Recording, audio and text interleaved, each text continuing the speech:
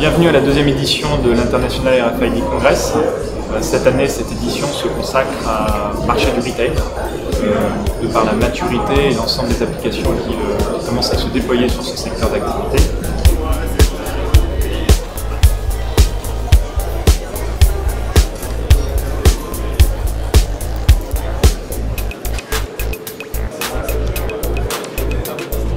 On a regardé les mêmes principes qui ont fait le succès de notre première édition, combiner un ensemble sur 2 jours, un ensemble d'événements, à la fois des espaces démonstration qui permettent de voir dans des conditions proches du réel des applications qui vont directement parler aux utilisateurs potentiels, des conférences d'un haut niveau international. On a le plaisir d'accueillir l'Université d'Arkansas, Walmart, Dillard, un grand nombre d'acteurs internationaux.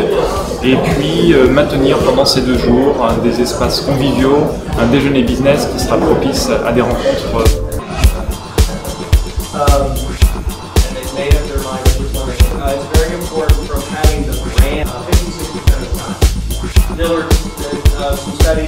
Today Walmart is tagging men's denim and basics apparel.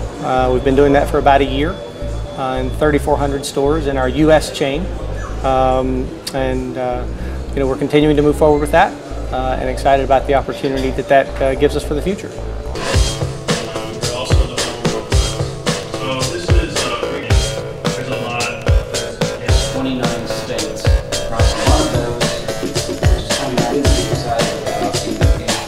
The Dillard's experience with RFID has been very favorable. Initially, we looked at using the technology to prove that we could increase inventory accuracy in our stores.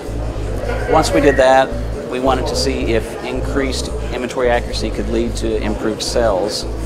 And we're very early in that process, but so far results have been very positive, and we look to continue to explore other categories of product and move to other stores soon. Donc là, je vais vous montrer en fait un inventaire en magasin RFID qui permet d'inventorier par exemple un magasin classique de 5000 à 8000 pièces en moins de 10 minutes. Et automatiquement, en fait, je vais lire l'ensemble de mes pièces sur le portant, sur toutes mes étagères.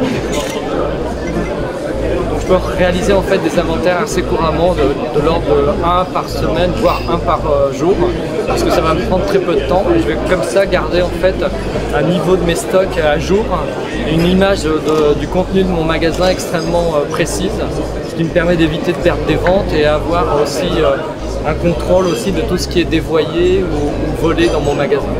Alors c'est utilisé chez des marques comme Serge Blanco et Façonnable. Chez Façonnable, on va procéder en fait à un déploiement sur l'ensemble des magasins. Il y aura à peu près une 50aine de magasins en Europe qui seront équipés. La quantité de tags qui est un élément, même s'il n'est peut-être pas suffisant lui-même, qui permet de voir un petit peu l'évolution du marché. Donc 2011 c'est 1,5 milliard et c'est un marché qui a été multiplié par 5 en 2 ans. Donc ça aussi permet de commencer à illustrer un petit peu l'écart qu'il peut y avoir entre tout ce que vous entendez parler depuis pas mal d'années et la réalité du marché aujourd'hui. Du côté du monde du fournisseur, c'est environ 35 000 à 40 000 entreprises qui fournissent en France. Dans le monde, les fournisseurs de la distribution moderne, plutôt de grande distribution, c'est environ 1 500 000.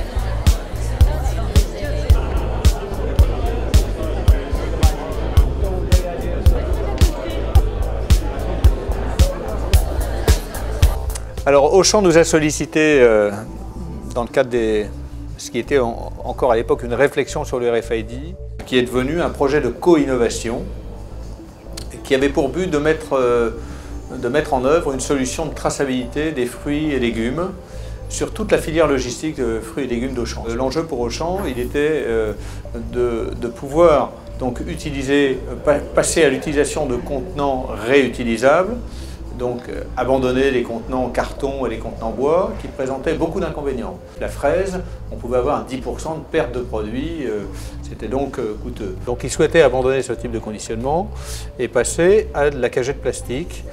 Le seul problème, c'est que la cagette plastique réutilisable, c'est un conditionnement qui coûte cher. On fournit à Auchan des informations sur la localisation des caisses.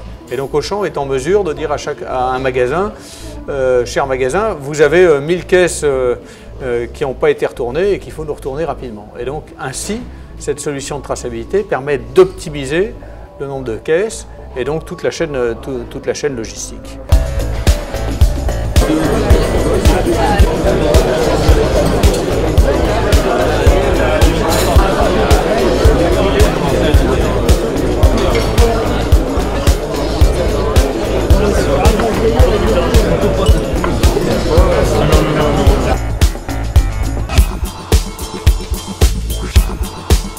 La RFID répond de manière assez évidente à des besoins en B2B et rapidement on va se retrouver face à des produits tagués qui devraient sensiblement intéresser le consommateur et se transformer vers des applications B2C. La NFC est de toute évidence le lien qui permettra de répondre à cette chaîne de valeur du business, de la supply chain jusqu'au consommateur final.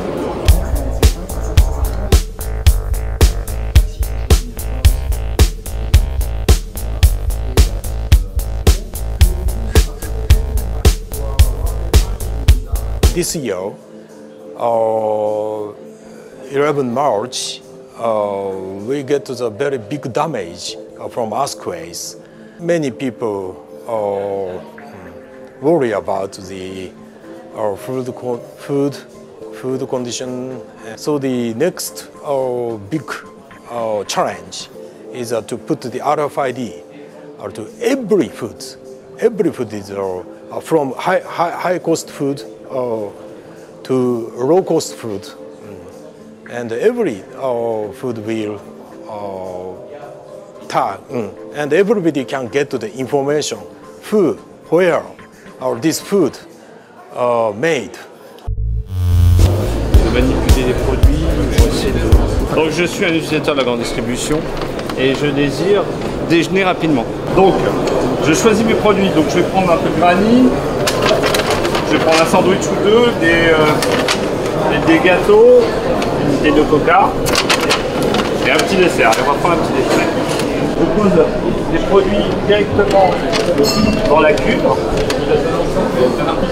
Je vais pouvoir visualiser sur l'écran l'ensemble des produits que j'ai consommés et avoir le total des calories de mon repas.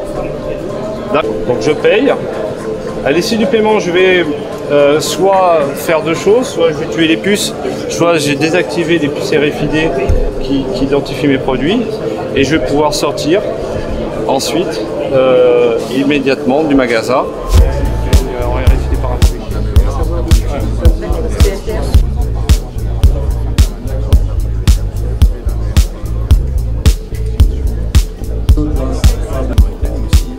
Les offreurs de bien vouloir changer de table. Vous laissez le principe d'entendre. Vous avez la table N+1 pour les offreurs. Les utilisateurs restent à leur place.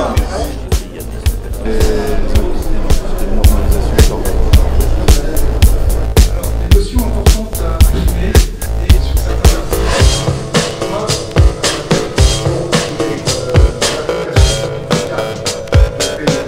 Nous avons pris 2 ans pour mettre au point avec l'ensemble des acteurs, c'est-à-dire les industriels, la société civile, les gens des normes, un cadre pour ce PIA.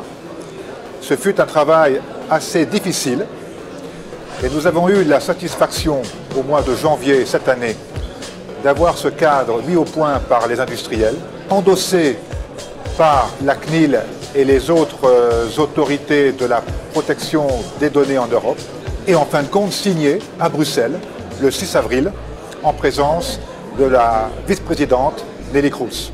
La question maintenant, c'est comment appliquer ce cadre dans les contextes réels, c'est-à-dire comment aider les entreprises à savoir interpréter et utiliser ce cadre pour rédiger, le moment venu, des rapports de PIA. Très synthétiquement les questions qui sont traitées au sein du CIPC et au sein de l'ANET. Là, on sera un plaisir de considérer que pour la technologie FFT, financée pour des PME. Manifestement, on sent aujourd'hui que d'un point de vue technologique, les problèmes essentiels sont aujourd'hui solutionnés. Qu'évidemment, les questions qui se posent aujourd'hui sont encore sur le retour sur investissement de cette technologie, mais également les demandes vont beaucoup plus aujourd'hui vers des solutions de mise en œuvre. Bon. Et on a vu au cours de ces 2 jours beaucoup de solutions dans des domaines d'usage qui permettent de voir d'ailleurs dans quel secteur de la distribution cette technologie est aujourd'hui en train de se déployer plus rapidement que dans d'autres secteurs. On constate aujourd'hui par exemple que c'est dans le domaine de la distribution textile qu'on trouve sans doute les applications les plus matures. Donc la première étape à maîtriser pour la mise en place d'un système RFID, c'est le marquage à la source. C'est la mise en place d'un tag, d'une étiquette directement sur le lieu de fabrication, en Asie, au Bangladesh, n'importe où. Une fois que le marquage est maîtrisé, la deuxième étape, donc les produits arrivent en magasin, pré-marqués, pré-tagués, et on n'a plus qu'à faire le comptage en magasin de façon à mettre à jour l'inventaire.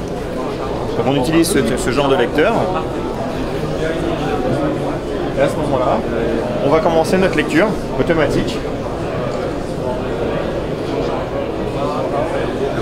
Et donc là, la lecture est faite et je peux mettre à jour automatiquement ma base de données. Donc le gros avantage du système, c'est une mise à jour automatique extrêmement rapide, une réception marchandise simplifiée et 100% sûre grâce à un lecteur RFID.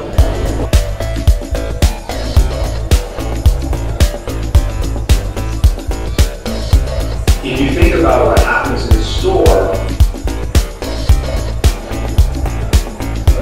Ces 2 jours se concluent avec énormément de retours positifs de la part de l'ensemble des dirigeants qui ont souhaité et qui ont accompagné cet événement en tant que sponsors principaux et en tant qu'exposants. Ce retour est vraiment important pour l'ensemble des événements que le CNRFID mène tout au long de l'année et nous encourage dès à présent à imaginer la prochaine version qui sera très certainement le secteur de la santé, aussi prometteur, avec un potentiel assez fort au niveau international. Quant au lieu, quelques pistes restent ouvertes plutôt au centre ou au sud de la France.